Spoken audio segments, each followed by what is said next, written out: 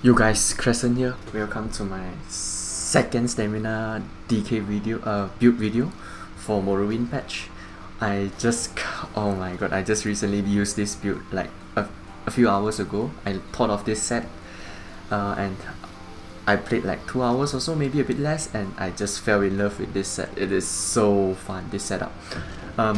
Yeah, we just skip all the bullshit. Let's get straight into the set because this is a really awesome set. Alright.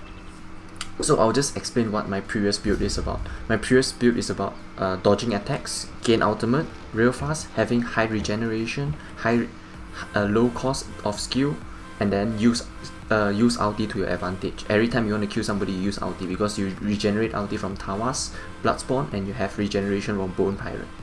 Okay, that is how I play my previous build. But for this build, I switch back to Fury.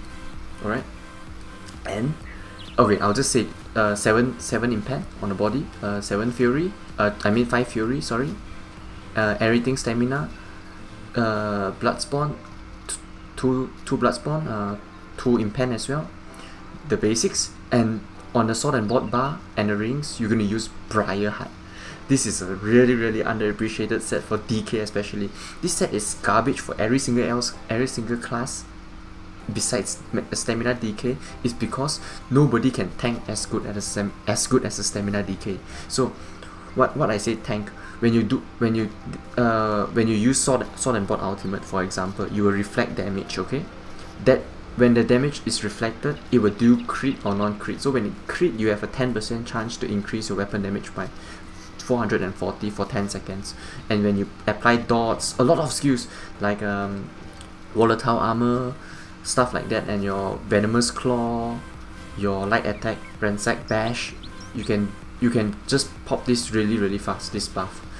And yeah, on the 2-hand buff, you'll be using the better axe to get the bleed, and on the poisons, you want to use preferably something with the dot damage like this one that gives you double poison damage, so that you can, because the poisons will crit as well, so you can apply this 5th bonus as well when you do crit damage for the Briarheart thing to come out.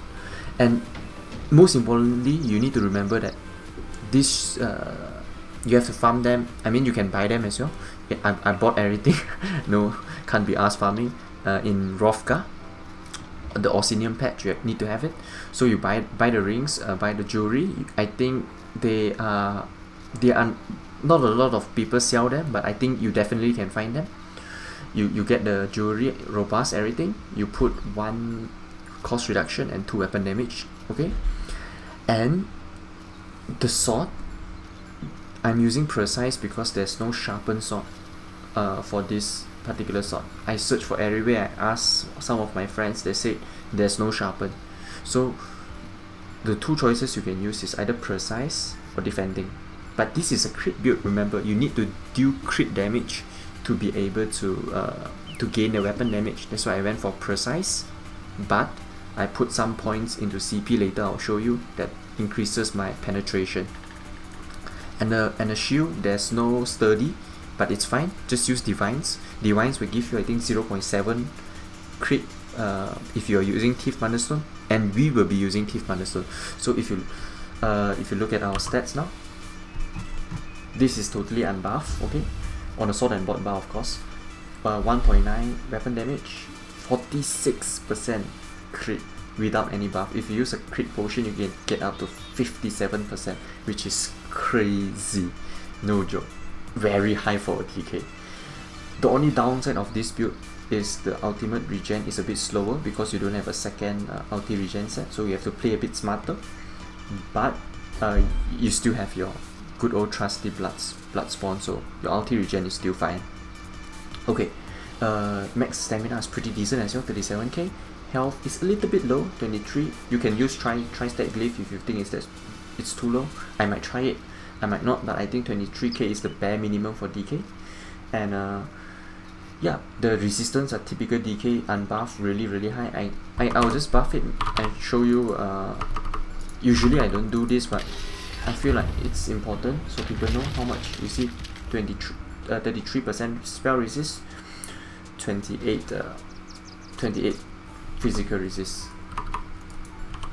No, sorry, 41 spell resist, 36 physical resist, and our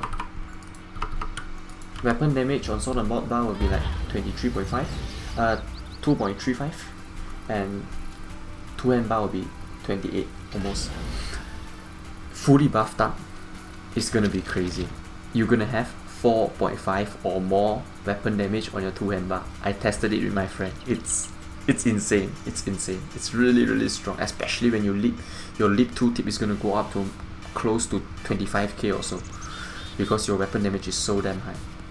Maybe not 25k, 23k or so. I haven't checked it, but somewhere around there. More than 20k definitely. And your sword and board bar will go up to 4.2k weapon damage, more or less. Alright, so what else? The food, the drinks will be using Dubious Cameron Throne. The poisons, the typical cost increase if you want to use them, but I prefer to, I think for this build, you use the dot poison, the poison dot poison, so that you apply more dots to get your crit up and get that buff going. Alright. Potions are the same, just use all the immovable pots. I'll just show you as well, doesn't really matter. The expedition is really important, savagery is very important, these two are the most important one. You can use detection, you can use tri-stat, you can use the healing one as well. All are really good. Alright, yeah, there's something that I can say that would be good for this build, but I don't want to use it because it's so boring. You can use Viper if you want, to be honest. You can use it on Tree Jewelry and Sword and Board, and use Fury. It's boring. It's 2017, Viper is out of date. It's strong, but it's boring, so I prefer to use this setup. It's a lot rewarding. You get the healing back as well, and then when you hear the sound ding ding ding ding, you know that your Briarheart procced, and then you straight go into leap. That is when you do the crazy leap damage.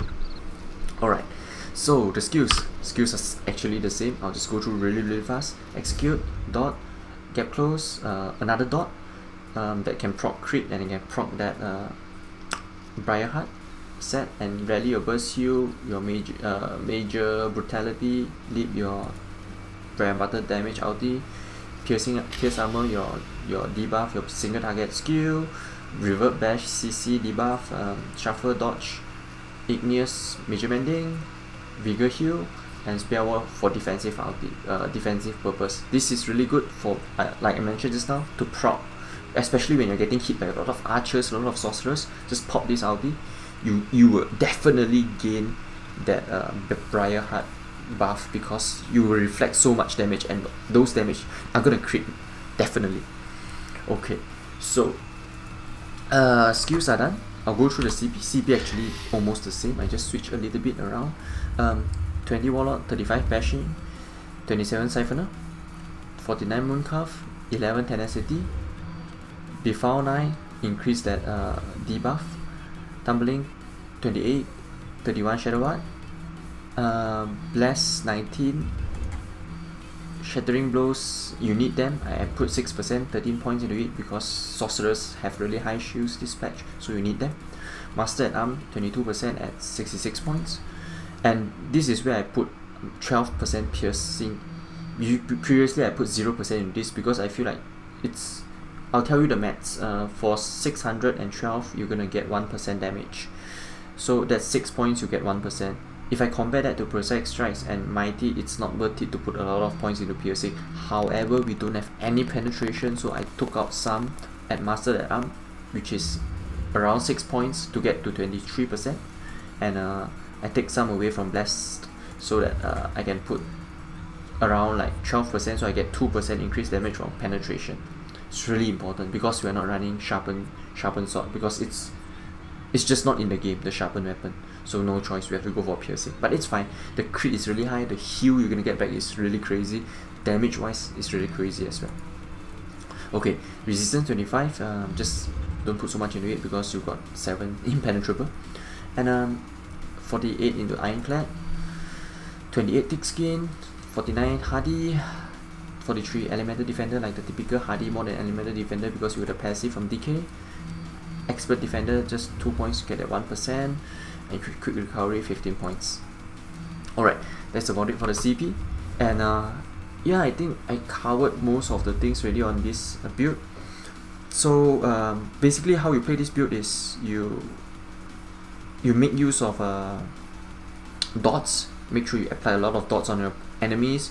Get that the moment you get that Briarheart procced, you will notice the sound, and you can look at the Omni stats, this add-on, weapon damage add-on, on top of my buff timer bar. You can see this add-on. When you look at your weapon damage is around 3.5k or more, you can go straight into lead. Somebody's gonna die, definitely. Alright, that's about it for this build. I hope you like it.